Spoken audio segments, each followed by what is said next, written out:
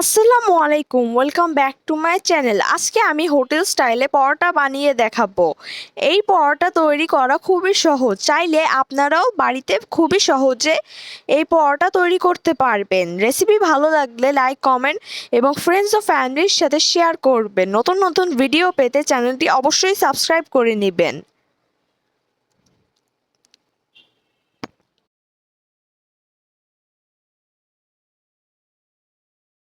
প্রথমে পরোটার ডো তৈরির জন্য 2 কাপ ময়দা একটি বাটিতে নিয়ে নিলাম। স্বাদ মতো লবণ এবং 2 টেবিল চামচ পরিমাণ তেল নিয়ে নিলাম। এবার সবগুলো উপকরণ হাতের সাহায্যে খুব ভালোভাবে মিশিয়ে নিতে হবে, যেন ময়দার সাথে তেল খুব ভালোভাবে মিশে যায়। এবার অল্প অল্প পানি দিয়ে হাতের সাহায্যে ডো বানিয়ে নিতে হবে। একটু সময় নিয়ে এবং পানির পরিমাণ বুঝে দিতে হবে, যেন ডো বেশি নরম হয়ে না যায়। একটা সফট ডো তৈরি করে নিতে হবে। ভিডিওটি ভালো লাগলে প্লিজ একটা লাইক করে দেবেন। আপনাদের লাইকের কারণে আরও নতুন নতুন ভিডিও করার উৎসাহ জাগে।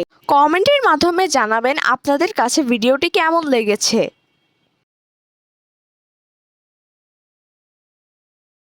ডো মাখানো হয়ে গেলে উপর থেকে তেল মাখিয়ে ঢাকনা দিয়ে ঢেকে 30 মিনিটের জন্য রেস্টে রেখে দিলাম।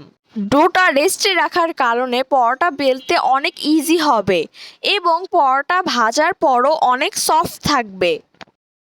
30 মিনিট পর ডো সেট হয়ে গেছে। এবার হাতের সাহায্যে আবারও খানিকক্ষণ মেখে নিতে হবে। এইভাবে মথে মথে ডোটাকে সফট করে নিতে হবে। এখন লম্বা রোলের মতো করে নিলাম। এবার ডো থেকে লেচি কেটে নিলাম। লেচিগুলো একই পরিমাণের নিতে হবে, তাহলে সবগুলো পরোটা একই রকমের হবে।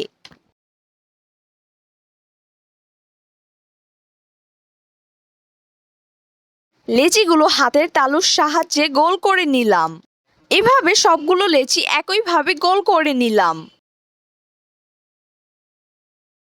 এবার একটি লেচি বেলনের সাহায্যে গোল করে বেলে নিব।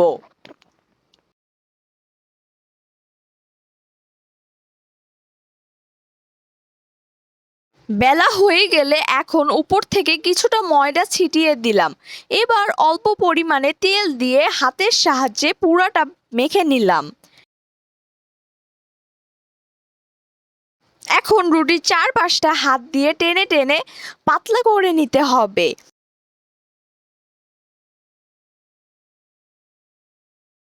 এবার হাতের সাহায্যে একটা পাশ ধরে অপর পাশ টেনে লম্বা করে ঘুরিয়ে ঘুরিয়ে গোল করে পেঁচিয়ে নিচ্ছি। এভাবে করে নিলে পরোটার ভিতরের লেয়ার তৈরি হবে।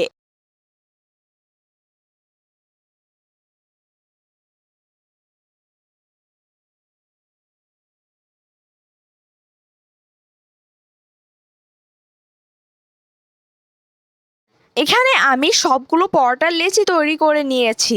এখন পরোটাগুলো বেলে নিব। একটা লেচি নিয়ে নিলাম বেলার জন্য। এবার বেলনের সাহায্যে একটু পাতলা করে বেলে নিব।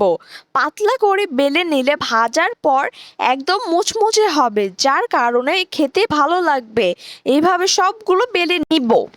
এরপর ভাজার জন্য চুলায় প্যান গরম করে এতে একটা পরোটা দিয়ে দিলাম। এখন পরোটাটা হালকা করে এপিঠ ওপিঠ ছেঁকে নিলাম। হালকা করে ভাজা হলে এখন এতে তেল দিয়ে দিলাম। তেলের পরিবর্তে আপনারা চাইলে ঘি অথবা বাটার দিয়েও ভাজতে পারেন। এখন উল্টে পাল্টে চেপে ভাজতে হবে। পরোটাটা ভাজার সময় তাড়াহুড়ো করা যাবে না, একটু সময় নিয়ে চেপে চেপে ভাজতে হবে, পরোটার ভিতরে কোনো অংশ কাঁচা না থাকে।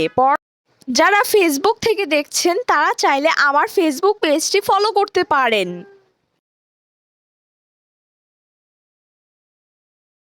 পরোটাটা ভাজা হয়ে গেছে, দেখুন খুব সুন্দর একটি কালার এসেছে। পরোটাটা একটি প্লেটে তুলে নিলাম। আপনারা এভাবে পরোটা বানিয়ে দীর্ঘদিন ডিপ ফ্রিজে রেখে সংরক্ষণ করতে পারেন।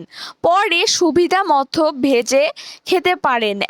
এখন আমি একটু ছিঁড়ে দেখাচ্ছি, দেখুন প্রতিটা লেয়ার দেখা যাচ্ছে। আশা করি ভালো লেগেছে। ভালো লাগলে অবশ্যই একটা লাইক দিবেন এবং কমেন্টের মাধ্যমে জানাবেন। আর এখনও যারা আমার চ্যানেলটি সাবস্ক্রাইব করেনি তারা প্লিজ সাবস্ক্রাইব করে নেবেন। আল্লাহ হাফেজ।